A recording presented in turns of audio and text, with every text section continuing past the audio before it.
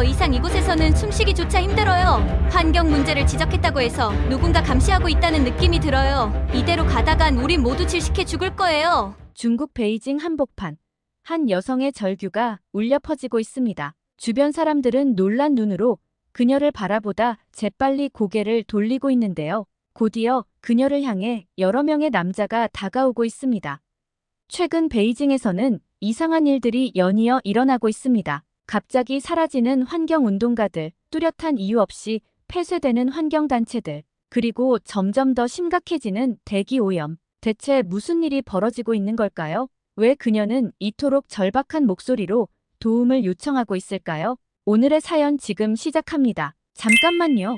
1초면 가능한 좋아요 버튼을 눌러주시면 영상 제작에 큰 힘이 됩니다. 안녕하세요. 저는 베이징에서 환경 컨설턴트로 일하고 있는 리잉이에요. 중국 허베이 성 출신입니다. 제가 이렇게 사연을 보내는 건 현재 중국의 상황이 너무나 심각해졌기 때문이에요. 더 이상 침묵할 수 없어서 용기를 내어 사연을 보냅니다. 최근 베이징에서는 이상한 일들이 연이어 일어나고 있어요. 환경운동가들이 갑자기 사라지고 환경단체들이 뚜렷한 이유 없이 폐쇄되고 있죠. 그리고 대기오염은 점점 더 심각해지고 있습니다. 3개월 전 한국 출장을 다녀온 후 저는 더 적극적으로 환경 문제를 제기했어요. 그런데 어느 날부터인가 제 주변에 수상한 사람들이 보이기 시작했어요. 그리고 동료들이 하나둘 실종되는 일도 있었어요. 어제는 제 사무실 컴퓨터가 해킹당한 흔적을 발견했죠. 솔직히 너무 무서워요. 하지만 계속 침묵할 순 없어요. 여러분, 제 이야기 좀 들어주세요. 이대로 가다간 우리 모두 숨 쉴 수 없는 날이 올 거예요. 제가 환경 컨설턴트가 된 건 순전히 고향의 하늘 때문이었어요. 허베이 성의 하늘은 항상 회색빛이었죠. 어릴 때는 그게 당연한 줄 알았어요. 하늘이 원래 그런 색인 줄 알았어요. 대학에 가서야 알았어요. 하늘이 파랗다는 걸요. 베이징 대학에서 환경공학을 공부하면서 눈이 떠졌죠. 그때부터 꿈이 생겼어요. 우리나라의 하늘을 맑게 만들겠다고요. 졸업 후 바로 지금 회사에 취직했어요. 열정 넘치는 신입사원이었죠. 매일 밤늦게까지 일하면서 보고서를 썼어요. 이렇게 하면 대기오염을 줄일 수 있습니다. 이런 정책이 필요합니다. 하루가 멀다 하고 새로운 제안을 냈죠. 그런데 이상했어요. 제 보고서는 항상 책상 서랍 속으로 들어갔어요. 좋은 생각이야. 하지만 지금은 때가 아니야. 라는 말만 들었죠. 처음엔 이해하려고 했어요. 아, 시간이 필요한가 보다 라고요. 그러다 작년 여름 베이징에 엄청난 폭우가 왔어요. 도시가 물에 잠겼죠. 배수 시설이 제대로 작동하지 않았거든요. 그때 썼던 보고서가 떠올랐어요. 3년 전에 제출한 도시 홍수 대비 계획이요. 사무실에 뛰어가 그 보고서를 찾아냈어요. 그리고 상사에게 보여줬죠. 이걸 실행했다면 이런 일은 없었을 거예요. 그런데 돌아온 대답은 리잉, 넌 아직도 모르는구나. 우리가 할 수 있는 게 얼마나 적은지. 그 말에 화가 났어요. 아니야. 뭔가 할 수 있을 거야. 그렇게 생각하며 더 열심히 일했죠. 그러다 3개월 전 기회가 왔어요. 한국의 환경 정책을 연구하러 가게 된 거죠. 그때는 몰랐어요. 이 출장이 제 인생을 완전히 바꿔놓을 줄은요. 한국으로 떠나는 날 베이징 공항은 뿌연 스모그에 휩싸여 있었어요. 마스크를 쓰고 있어도 숨쉬기가 힘들 정도였죠. 이건 정상이 아니야 라는 생각이 들었어요. 하지만 주변 사람들은 무덤덤해 보였어요. 마치 이 상황에 익숙해진 것처럼요. 비행기에 올라타자마자 창밖을 봤어요. 구름 위로 올라가니 드디어 파란 하늘이 보이더라고요. 눈물이 날 뻔했어요. 이런 하늘을 매일 볼 수 있다면 얼마나 좋을까 하고 생각했죠. 인천공항에 도착했을 때 저는 깜짝 놀랐어요. 공기가 이렇게 맑을 수 있다니. 마스크를 벗어도 될 것 같았어요. 그래서 조심스럽게 마스크를 내렸는데 세상에 공기가 달콤하게 느껴지더라고요. 서울로 가는 길에 창밖을 계속 봤어요. 하늘은 맑았고 도로 양옆에는 나무들이 가득했어요. 특히 눈에 띈 건 전기차였어요. 택시부터 버스까지 전기차가 정말 많더라고요. 우리나라와는 완전히 다른 풍경이었죠. 호텔에 도착해서 TV를 켰는데 뉴스에서 미세먼지 농도를 알려주고 있었어요. 그날 미세먼지 농도는 좋음이었어요. 우리나라 같았으면 매우 나쁨이었을 텐데 말이에요. 다음 날 한국환경공단을 방문했어요. 거기서 만난 김 과장님이 한국의 환경정책에 대해 설명해 주셨죠. 우리도 10년 전만 해도 대기오염이 심각했어요. 하지만 정부와 기업, 시민들이 힘을 모아 변화를 만들어냈죠. 김 과장님의 말씀을 들으면서 가슴이 뛰었어요. 우리도 할 수 있을 거야. 우리도 변할 수 있어. 그 후 일주일 동안 여러 환경시설을 둘러봤어요. 쓰레기 재활용 센터,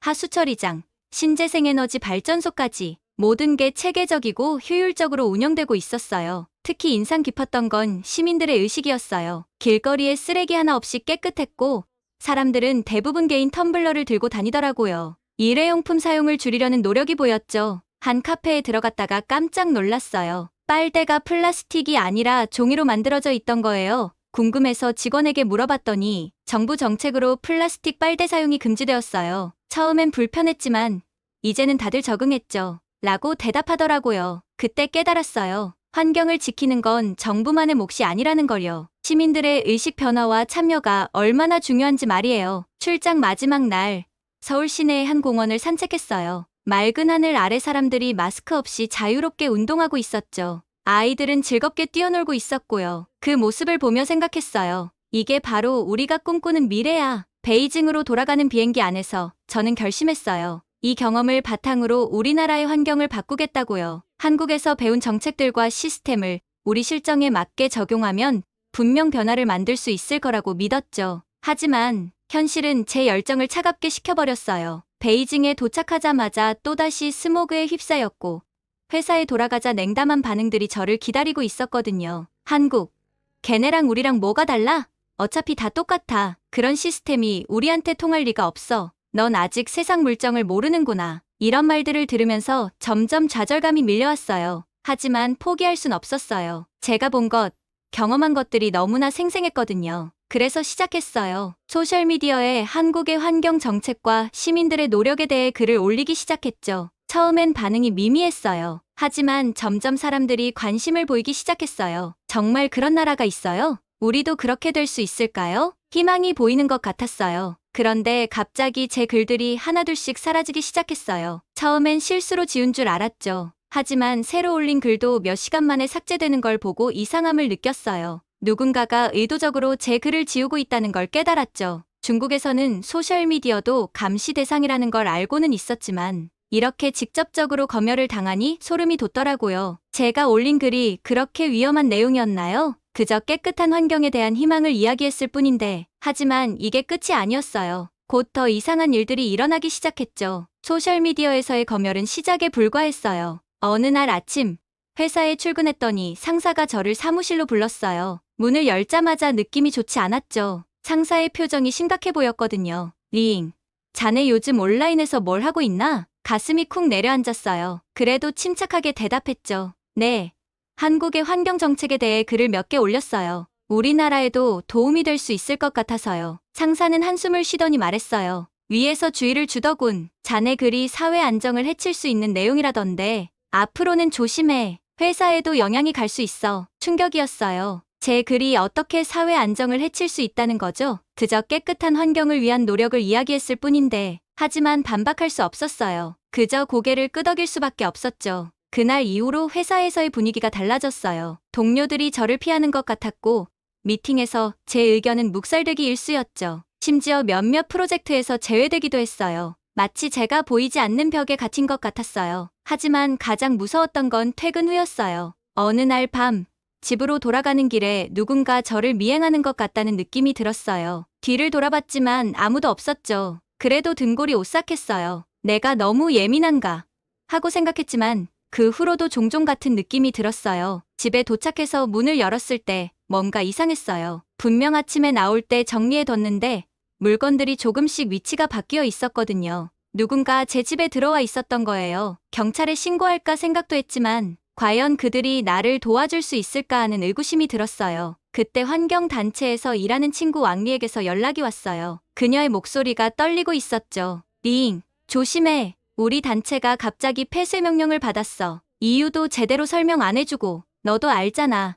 우리가 얼마나 합법적으로 활동해왔는지. 뭔가 이상해. 왕리의 말을 듣고 등골이 서늘해졌어요. 환경보호를 위해 열심히 일해온 단체가 하루아침에 문을 닫다니 도대체 무슨 일이 벌어지고 있는 걸까요? 며칠 후 더 충격적인 소식을 들었어요. 저희 회사의 선배였던 장 과장님이 갑자기 실종되셨대요. 장 과장님은 최근에 지역 하천 오염에 대한 보고서를 작성하고 계셨어요. 그 보고서에 문제가 있었던 걸까요? 아니면 다른 이유가 있었을까요? 모든 게 너무 빠르게 일어났어요. 소셜미디어 검열, 회사에서의 고립, 미행, 집 침입, 환경단체 폐쇄.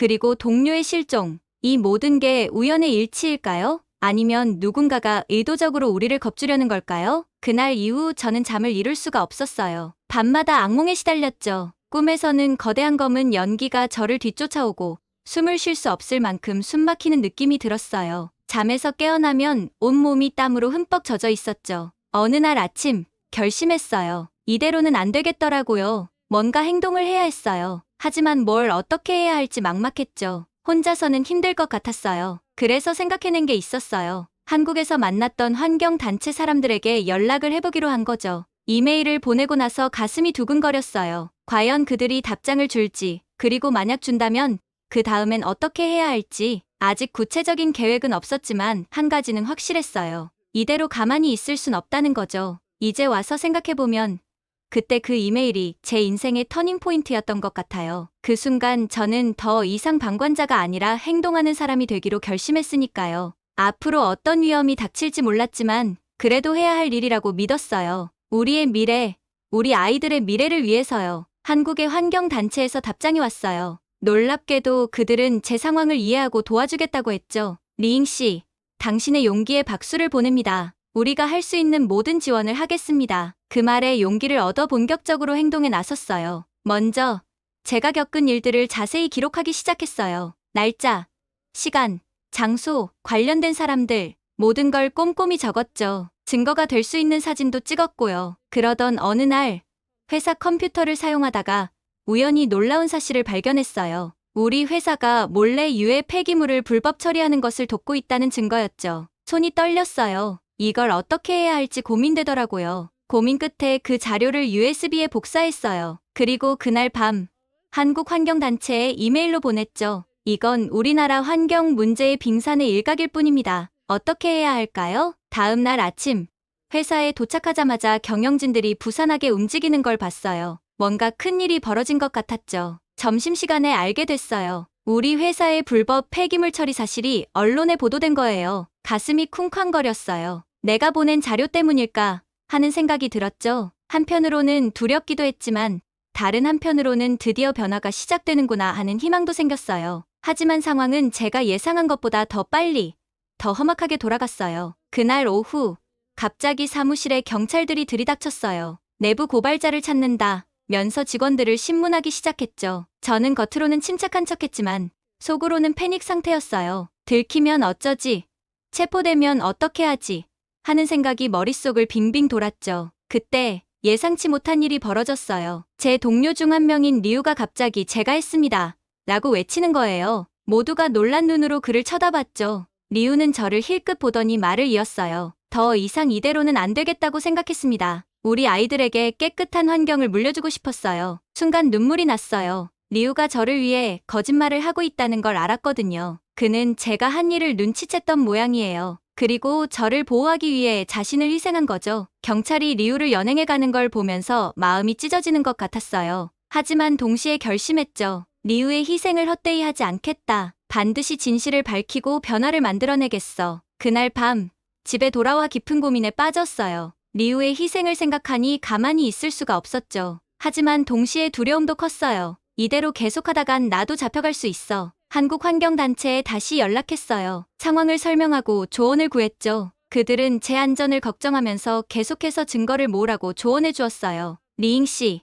당신의 안전이 최우선입니다. 하지만 지금 멈추면 모든 것이 헛될 수 있어요. 조심스럽게, 하지만 꾸준히 활동해 주세요. 그 말에 용기를 얻었어요. 다음 날부터 더욱 조심스럽게 행동하기 시작했죠. 회사에서는 아무것도 모르는 척 열심히 일했어요. 하지만 퇴근 후에는 다른 환경단체들과 연락을 주고받으며 네트워크를 만들어갔어요. 온라인에서는 가명으로 활동하며 환경 문제의 심각성을 알리는 글을 계속 올렸어요. 점점 더 많은 사람들이 관심을 보이기 시작했죠. 우리도 변화를 만들어낼 수 있을까요? 어떻게 하면 우리 도시의 공기를 깨끗하게 만들 수 있을까요? 이런 질문들을 받을 때마다 희망을 느꼈어요. 하지만 동시에 긴장도 커져갔죠. 제 주변에 수상한 사람들이 보이기 시작했거든요. 누군가 저를 감시하고 있다는 느낌이 들었어요. 회사에서도 변화가 느껴졌어요. 환경 보호를 위한 제안을 하면 동료들이 저를 이상한 눈으로 쳐다봤어요. 리잉, 넌 왜 갑자기 그렇게 됐어? 우리나라가 발전하는 게 싫어?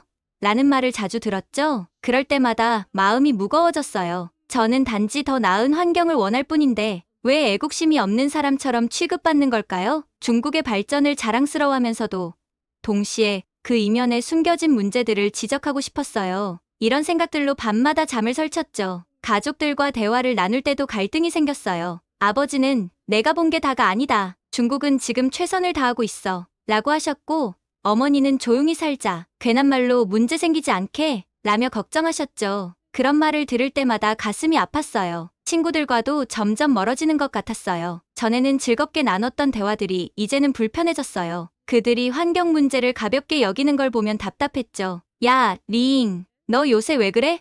재미없어졌어. 라는 말을 자주 들었어요. 이렇게 주변 사람들과 갈등이 깊어질수록 제 마음속 혼란도 커져갔어요. 한편으로는 우리나라의 발전을 자랑스러워하면서도 다른 한편으로는 그 과정에서 발생하는 환경 문제를 외면할 수 없었거든요. 매일 밤 제 행동이 옳은 것인지 고민했어요. 하지만 깨끗한 하늘 아래에서 살고 싶다는 꿈을 포기할 수는 없었죠. 그래서 결심했어요. 어떤 어려움이 있어도 제가 믿는 길을 계속 걸어가기로요. 그 결심을 하고 나니 오히려 마음이 가벼워지는 것 같았어요. 앞으로의 길이 험난하겠지만 적어도 제 양심에는 부끄럽지 않을 테니까요. 이제 남은 건 어떻게 이 싸움을 이어갈 것인가 하는 거였죠. 김 과장님과의 만남 이후 저는 더 큰 변화를 위해 무언가를 해야 한다고 느꼈어요. 고민 끝에 한국 유학을 결심했죠. 그곳에서 더 체계적으로 환경 정책을 배우고 언젠가 중국으로 돌아와 실질적인 변화를 만들어내고 싶었어요. 하지만 이 결정을 가족에게 알리는 것은 쉽지 않았어요. 저녁 식사 시간에 조심스럽게 꺼냈죠.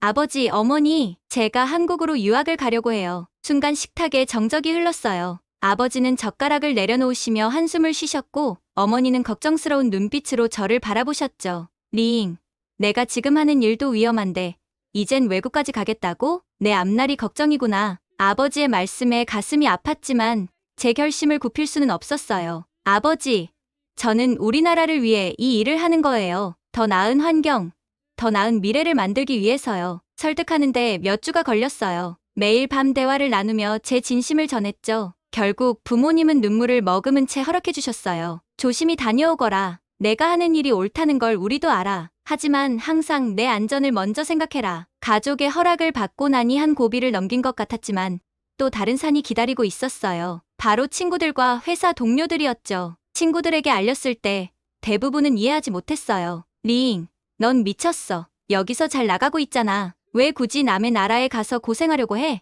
회사에서도 마찬가지였어요. 상사는 제 결정을 듣고 실망스러워했죠. 자네가 우리 회사의 미래라고 생각했는데 아쉽군. 하지만 의외의 지지도 있었어요. 리우가 찾아와 조용히 말해주었죠. 내가 하는 일이 옳아. 부디 조심히 가서 많이 배우고 와. 언젠가 우리나라를 변화시킬 수 있을 거야. 그의 말에 용기를 얻었어요. 이제 본격적으로 준비를 시작해야 했죠. 한국 유학 준비는 생각보다 복잡했어요. 시험 준비부터 서류 작성까지 모든 것을 비밀리에 해야 했기에 더 힘들었죠. 낮에는 평소와 다름없이 회사에 다니고 밤에는 공부하고 서류를 준비했어요. 가장 어려웠던 건 한국어 공부였어요. 독학으로 배우려니 진도가 더뎠죠. 하지만 포기하지 않고 매일 조금씩 앞으로 나아갔어요. 몇 달의 준비 끝에 드디어 합격 통지를 받았을 때 기쁨과 두려움이 동시에 밀려왔어요. 정말 가는구나. 실감이 나지 않았죠. 이제 출국만 남았어요. 하지만 이게 가장 위험한 순간이 될 거라는 걸 알았죠. 누군가 제 계획을 알아차리고 방해할지도 모른다는 생각에 항상 긴장했어요. 출국 전날 밤,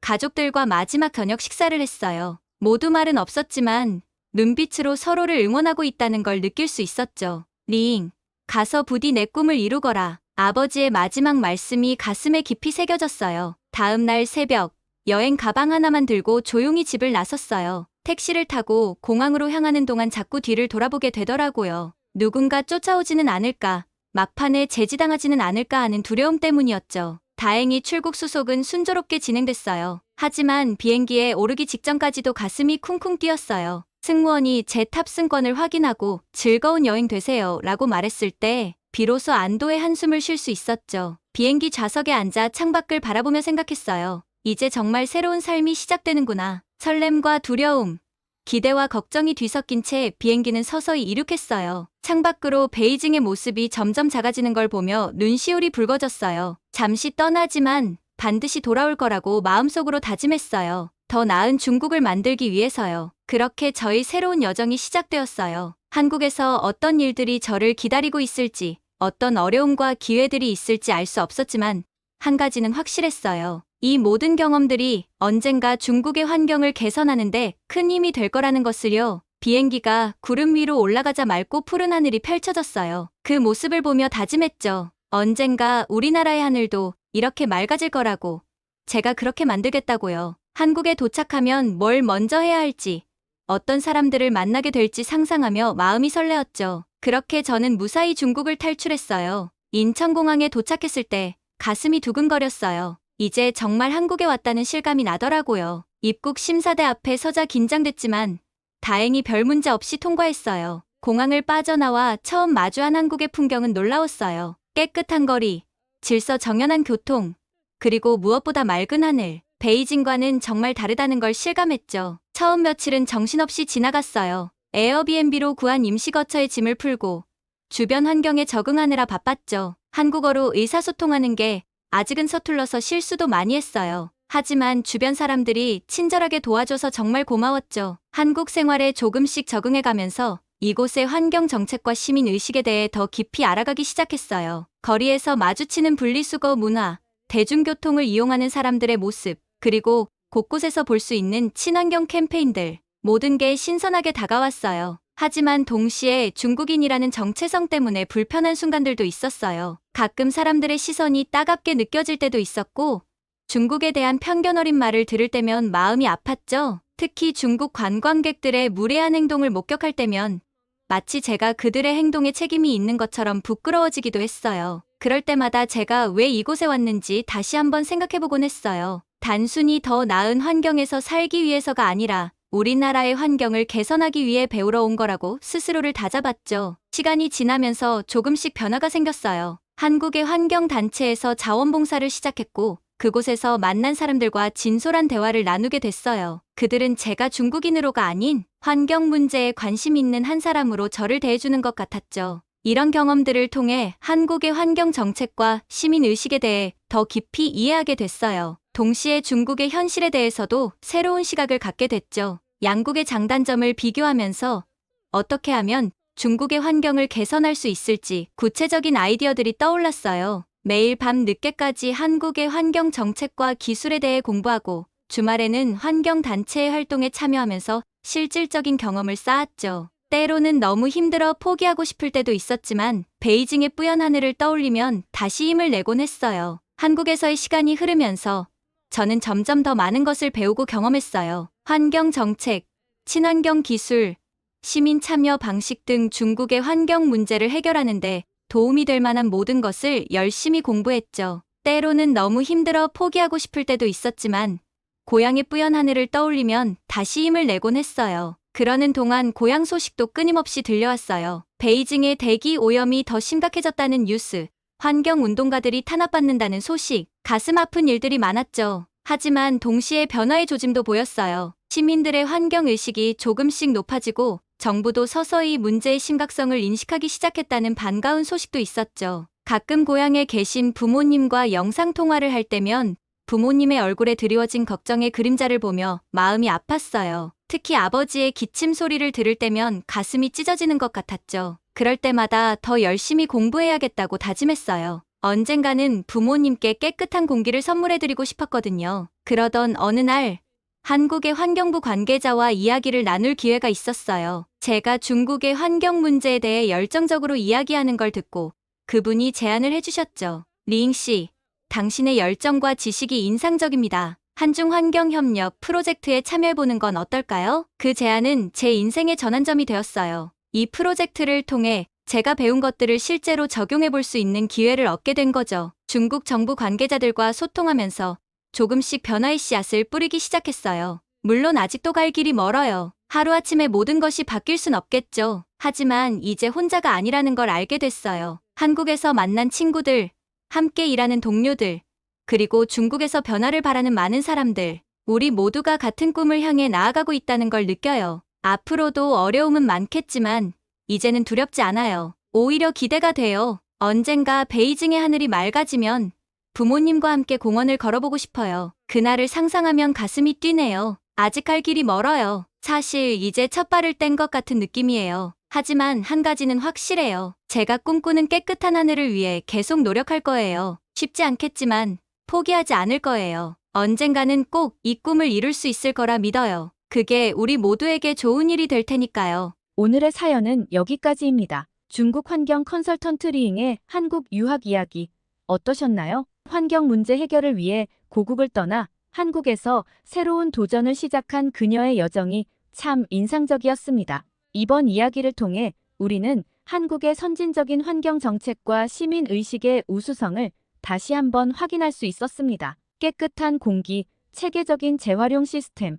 그리고 환경 보호에 대한 시민들의 높은 의식 수준 등이 세계적으로 인정받고 있다는 사실에 자부심을 느끼게 되네요. 한국의 환경 정책과 기술이 이웃나라의 변화에도 긍정적인 영향을 미칠 수 있다는 점은 정말 희망적입니다. 이는 우리에게 큰 자부심을 주는 동시에 앞으로의 가능성에 대해 기대하게 만드는 부분이기도 합니다. 여러분은 환경 문제 해결을 위한 국제 협력에 대해 어떻게 생각하시나요? 한국과 중국이 환경 문제에 대해 어떻게 협력하면 좋을지 여러분의 의견을 댓글로 남겨주세요. 여러분의 생각이 정말 궁금합니다. 감동 뭉클에서는 여러분의 마음들을 모아 사연자분들에게 전달해 드리고 있습니다. 감동적이거나 재미있는 실제 사연들을 제보받고 있으니 소개해주고 싶은 사연이 있으시면 공식 메일로 제보해 주시기 바랍니다. 오늘 사연이 마음에 드셨다면 구독과 좋아요 눌러주시고 주변의 많은 분들에게 공유해주세요.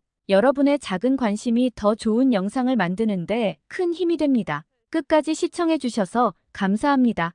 다음에 더 감동적인 사연으로 찾아뵙겠습니다.